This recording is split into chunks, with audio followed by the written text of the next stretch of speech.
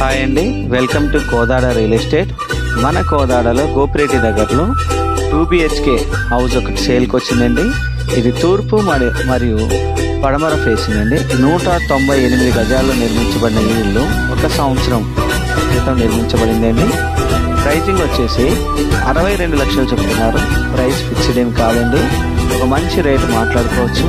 కావాల్సిన వారు స్క్రీన్ మీద కనిపిస్తుంది నెంబర్కి కాల్ చేయండి.